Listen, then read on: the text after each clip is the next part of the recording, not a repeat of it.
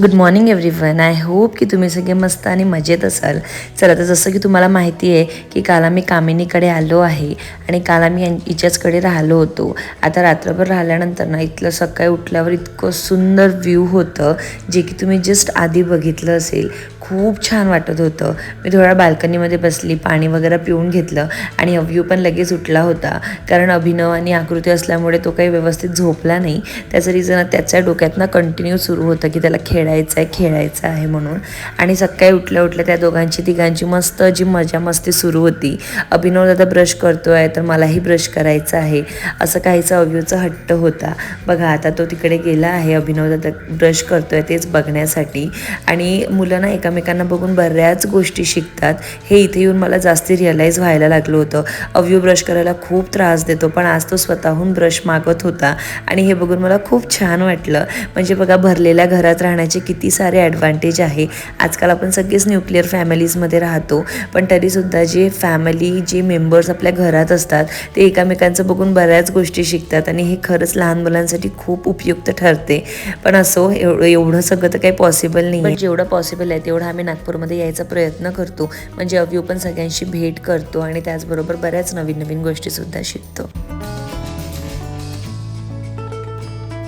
ही आहे आमची क्यूटशी आकृती. इतकी नाजूक आणि इतकी गोड आहे. माझ्याकडे परत परत येत होती आणि माझा लाड करत होते आणि मला ते बघून खूप छान वाटलं. मुली खूप गोड असतात आणि हे त्याचं एकदम परफेक्ट उदाहरण होतं. चला, तर आता चहा वगैरे केला होता कामिनीनी आणि आम्ही सगळे बसून चहा बिस्किट वगैरे खात होतो. आमचं असं होतं की आपण चहा बिस्किट वगैरे छान खाऊन घेऊ, सगळ्यांनी आंघोळ करूया आणि त्यानंतर आरामात मस्त निवांत नाश्ता करू. पण अव्यूचं इथं किरकिर चालली होती की त्याला हे नाही खायचं, ते नाही खायचं. आणि माझा कॅमेरा पण तिथे काही व्यवस्थित सेट होत नव्हता. तसं तर मी घेऊन आली होती ट्रायपॉड, पण मी हिच्याकडे आणायची विसरली. इथे आमचं चहा टोस्ट, चहा बिस्किट खायचं चाललं होतं. आणि कामिनी माझ्यापेक्षा फक्त 15 दिवसांनी मोठी आहे. आम्ही दोघं सेम इयर बॉर्न आहो, 1996. तिचा बर्थडे मेमध्ये येतो आणि माझा जूनमध्ये येतो. सो आमच्यामध्ये काहीतरी 15 दिवसांचाच डिफरन्स आहे आणि आम्हा दोघांची वाईब्स खूप मॅच करतात. आम्ही दोघांनी सेम कॉलेजमधनं इंजिनिअरिंग कंप्लीट केली आहे. तिचं सिव्हिल ब्रांच होतं आणि माझं इलेक्ट्रॉनिक्स अँड टेलिकम्युनिकेशन होतं. बघा, आता अभिनव दादांना किती काळजी घेतो आपल्या भावाची. त्याचं असं होतं की मावशी, मी याची ना बॉटल वॉश करून देते, कालपासून तुम्ही याची बॉटलच वॉश नाही केली आहे. तर आपल्या मम्माला त्यांनी आणून दिलं की मम्मा हे वॉश करून दे म्हणून. So sweet gesture. खूप छान वाटतं जेव्हा आपल्या बाळासाठी कोणी एवढी काळजी घेत आहे. आणि त्यातल्या त्यात तोही छोटाच आहे तरीसुद्धा तो खूप लक्ष देत होता. त्याला एंटरटेन करण्याचा पूर्ण चान्स शोधत होता आणि प्रॉपर असं एंटरटेनसुद्धा करत होता. सोबतच आजूबाजूला छान अशी पूजा सुरू होती आईची, म्हणजे आत्यांची. कामिनीची सासू आणि सासरे तिच्याबरोबरच राहतात आणि जे आत्या आहेत ना ते खूप छान अशी पूजा करतात. म्हणजे कामिनी मला सांगत होती की ते रोज अर्धा पाऊण तास वगैरे छान अशी पूजा करतात म्हणून. आणि बघा, इथे अभिनव ना परत ते असं पडायची ॲक्टिंग करत होता आणि अभिनव ते बघून एवढा हसत होता. त्याला ते पडायचं नव्हतं, पण तरीसुद्धा तो हसतो आहे म्हणून फक्त तो पडत होता. आणि हे बघून मला खूप छान वाटत होतं की तो हसतो आहे आणि म्हणून तो एवढे प्रयत्न करत होता. आम्हा सगळ्यांची छान इथे आंघोळ वगैरे झाली होती आणि त्यानंतर आम्ही गरमागरम मस्त असे पोहे बनवले होते आणि सोबतच थोडाफार चिवडा पण होता. सो चिवडा आणि पोह्याचं कॉम्बिनेशन खूप भारी वाटतं.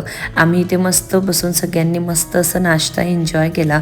अव्यूने पण खूप आवडीने पोहे खाल्ले आणि सगळ्यांसोबत असं बसून खाण्याची काही मज्जाच वेगळी असते.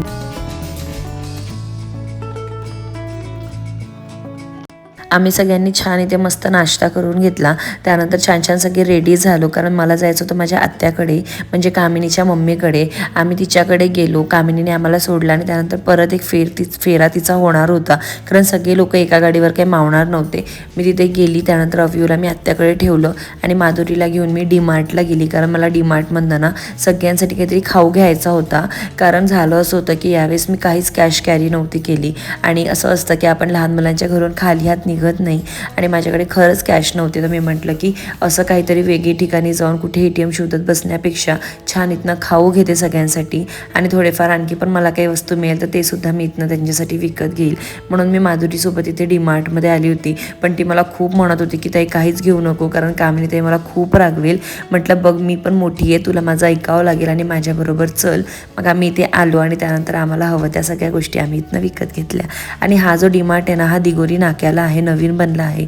इथे अजिबात गर्दी नव्हती. तसं तर मी वीकडेजला आली होती, म्हणजे आय थिंक मंडे होता, पण अजिबात तिथे मंडे नव्हता, सॉरी ट्यूजडे वेनसडे काहीतरी होतं.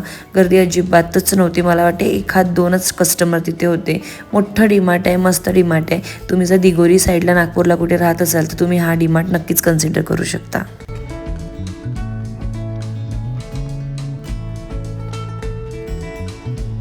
मागल्या वेळेस जेव्हा आकृतीचा बर्थडे झाला होता ना, तेव्हा माझं इथे येणं काही पॉसिबल झालं नव्हतं. आणि तसंही आता मुलांची स्कूल सुरू झालं तर मी म्हटलं टिफिन बॉक्स आणि बॉटल्स घेते. सो तेच मी इथे डिसाईड करण्यात खूप कन्फ्यूज होती. तर मी म्हणत होती माधुरीला की मला हेल्प कर. तर ती बोलली की पिंक आणि ब्ल्यूमध्येच दोघांसाठी घे, सेम बॉटल घे म्हणून. तर मी सेम बॉटल दोघांसाठी घेतले. आणि त्यानंतर मला टिफिनसाठी खूप कन्फ्युजन होत होतं कारण मला स्टीलचा टिफिन घ्यायचा होता आणि विथ सेम लाईट वेट आणि थोडासा नॉर्मल साईजचा हवा होता. पण ते मला तो भेटतच नव्हता. एक तर प्लास्टिकचे होते आणि मला पर्सनली असं वाटते की मुलांना प्लास्टिकमध्ये नको द्यायला. सो भरपूर विचार केला, भरपूर आम्ही शोधलं, पण आम्हाला तसं काही मिळालं नाही. म्हटलं ठीक आहे, ते नाही तर आपण काहीतरी स्नॅक्स वगैरे घेऊया जे हेल्दी पण असेल मुलांसाठी. सो आम्ही थोडेफार स्नॅक्स वगैरे घेतले आणि त्यानंतर घरी आलो. घरी आल्यानंतर ना माझ्या दुसऱ्या आत्याचा एक मुलगा आला होता आणि त्यांनी अव्यूला आणि बाकी मुलांना पैसे दिले होते. सो आम्ही डिसाईड केलं की चला आपण आईस्क्रीम पार्टी करूया. सो म्हणून आम्ही जेवण वगैरे मस्त केलं. आत्याने एक नंबर भाजी बनवली होती फणसची. मस्त जेवण वगैरे केलं आणि त्यानंतर आम्ही इथे सगळ्यांनी बसून आईस्क्रीम एन्जॉय केलं.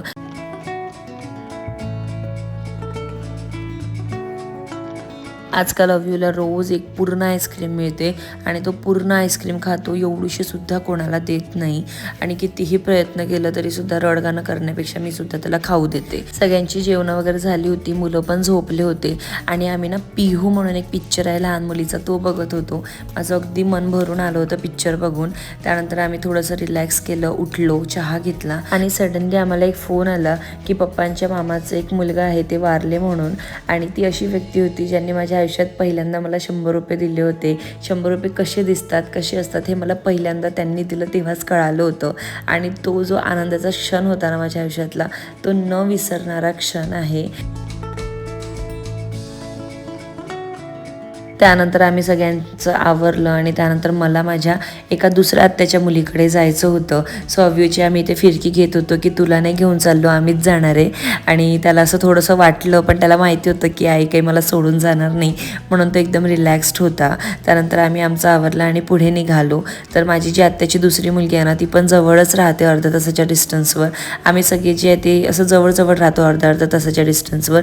आणि मी म्हटलं चला तिला भेटायला जाऊया, कारण ती इकडे येऊ शकत नाही. काय येऊ शकत नाही ते पुढे तुम्हाला सांगते. म्हटलं चला तिच्यासाठी छान असं नारळ पाणी घेऊन जाऊया आपण. आणि म्हणूनच तिच्यासाठी ना आम्ही पारडी नाक्यावरनं नारळ पाणी घेतलं आणि त्यानंतर आम्ही तिच्याकडे पोहोचलो. तिच्याकडे तिची नंद पण आली होती माहेरपणासाठी. तिचं एक छोटंसं बाळ होतं, म्हणजे 2 महिन्याचं बाळ होतं. आणि ही जी पिंक टॉपवाली तुम्हाला दिसते ना, ती एकांशी आहे, रोशनी दीदीची मोठी मुलगी.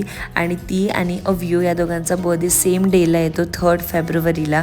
ती अव्यूपेक्षा 4 वर्षांनी मोठी आहे. आता इथे आल्या अव्यूला परत आईस्क्रीम मिळाली होती. किती जरी नाही म्हटलं तरी मावशांचं कामच असते मुलांना बिघडवायचं, आणि त्याला परत इथे आईस्क्रीम मिळाली होती. पण आज त्यांनी पूर्ण आईस्क्रीम नव्हती खाल्ली, अर्धीच खाल्ली होती. आणि यांच्याकडे स्वतःचं आईस्क्रीम पार्लर आहे, त्यामुळे सगळ्यांनाच ते मस्त असं आईस्क्रीम देतात. आता बघा ही एकांशी आहे ना, हिला खूप आश्चर्य वाटत होतं की आपल्याकडे जी मोबाईलमध्ये दिसणारी मावशी ती आली आहे. आणि मी तिला म्हटलं ना मला डान्स करून दाखवतो, ती करून पण दाखवत होती, कारण तिला असं वाटत होतं की आपल्याकडे कोणती तरी सेलिब्रिटी आली आहे.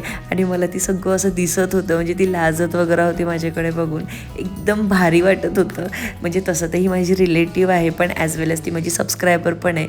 आणि असं कोणत्यातरी सबस्क्रायबरला भेटून खूप भारी वाटतं जेव्हा ते आपली तारीफ करतात आणि आपल्या पुढे असे लाजतात किंवा बोलायला थोडेसे हळबळतात, तेव्हा खूप भारी वाटते. आणि ही आहे आमची अर्णवी. जी की खूप लाजते ॲज युज्युअल. पण आता ती वयात आली आहे आणि तेव्हा म्हणजे वयात आल्यापासून ना ती आमच्याशी छान असं मनमोकळं बोलते. त्यानंतर मी आली ती मम्मीकडे आणि ह्या सगळ्या दिवशी आम्ही जे फिरलो होतो ते मला कामिनीने फिरवलं होतं. सो तिला थँक्यू सो मच. मग त्यानंतर तिकडे आम्ही थोडा वेळ टाईम स्पेंड केला, तिच्याबरोबर गप्पा गोष्टी केल्या आणि मग तिने मला माझ्या मम्मीकडे सोडलं. मम्मीकडे आल्यानंतर मम्मीचा थोडा टाईमपास सुरू असतो आमच्याबरोबर. म्हणजे घरी मुलगी आली, नातू आलं की ऑब्व्हियसली सगळ्यांनाच वाटते की त्यांच्याबरोबर टाईम स्पेंड करावं. आणि त्यानंतर तिने मस्त जेवण बनवलं होतं. पोटभर आम्ही सगळ्यांनी जेवण करून घेतलं. पप्पा रात्री येतात त्यामुळे आम्ही आधीच जेवण करून घेतलं होतं. पण इथे एक छोटीशी क्लिप ॲड करते आहे. आम्ही सगळे मस्त असं खाली बसून आधीपासून जेवण करतो, जे की मी तुम्हाला लास्ट व्हिडिओमध्ये पण सांगितलं होतं. चला, माझा व्हिडिओ आज इथेच एंड करते. भेटूया लवकरच.